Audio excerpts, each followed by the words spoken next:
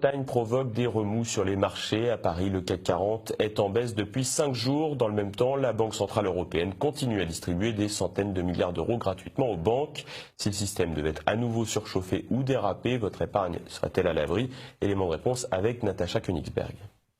Cela fait des mois que circulent sur Internet, dans les médias de réinformation et depuis peu dans les médias officiels, des articles expliquant que les banques pourront se servir sur votre compte pour éviter la faillite. Tout cela est absolument vrai. Une directive européenne fixe les règles de sauvetage d'une banque en cas de difficulté. D'abord, ce sont ses actionnaires qui seront mis à contribution. Si cela ne suffit pas, les obligations émises par la banque verront leur valeur réduite ou bien elles seront carrément annulées afin de désendetter la banque. Enfin, si tout cela ne suffit toujours pas, la banque pourra ponctionner les comptes de ses clients. C'est arrivé à Chypre en 2013. Les principales victimes de ce plan de sauvetage étaient des clients russes qui mettaient à l'abri une partie de leur patrimoine financier à Chypre à cause des taux d'intérêt faramineux servis par les banques locales. Mal leur en a pris. Par ailleurs, des fonds de garantie existent. Le fonds de résolution unique, mis en place à l'échelle de l'Europe, espère disposer de 50 à 60 milliards d'euros d'ici 4 ans pour pouvoir intervenir dans le sauvetage d'une banque. 50 à 60 milliards, cela paraît beaucoup.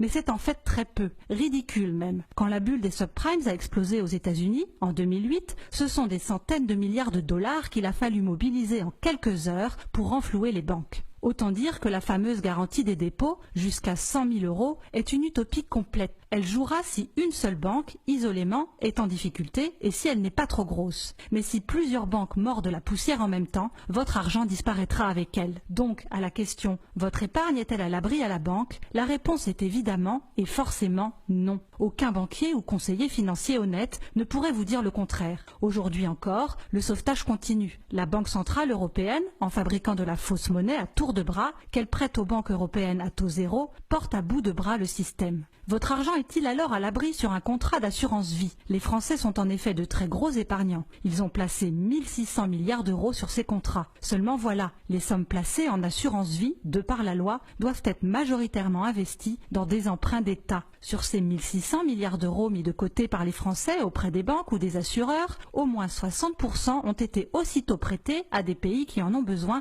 pour boucler leur fin de mois. Et le premier pays auquel les banques et les assureurs français prêtent de l'argent, c'est évidemment la France. Résumons donc, vos dépôts bancaires ne sont pas du tout à l'abri en cas de crise majeure ou même moyenne. Et l'argent placé sur les contrats d'assurance vie ne l'est pas non plus. Si un gros pays emprunteur annonce qu'il n'honorera pas tout ou partie de ses dettes, les contrats d'assurance vie perdront 10, 20, 30% de leur valeur d'un seul coup sans que rien ni personne ne puisse rien y faire. C'est pour cela que depuis des mois, tout est fait pour chasser l'argent liquide de l'économie, en passant à 1000 euros maximum le montant des achats que l'on peut effectuer en liquide, en faisant disparaître le billet de 500 euros. Ce n'est pas un hasard si l'or est redevenu à la mode depuis quelques mois. Il a encore pris 2,25% en une semaine. Dans le même temps, la bourse de Paris a perdu près de 6%.